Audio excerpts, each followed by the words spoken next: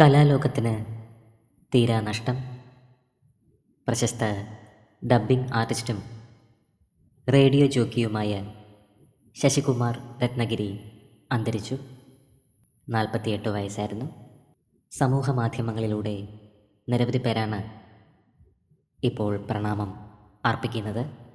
നിരവധി നാടകങ്ങളിൽ ശശികുമാർ അഭിനയിച്ചിട്ടുണ്ട്.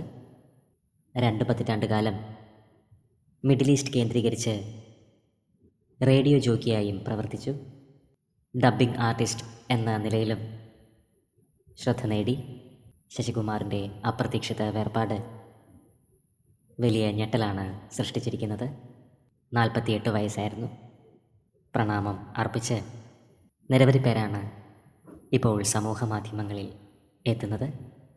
കലാലോകത്തിന് കനത്ത് ഒരു നഷ്ടമാണ് സംഭവിച്ചിരിക്കുന്നത്.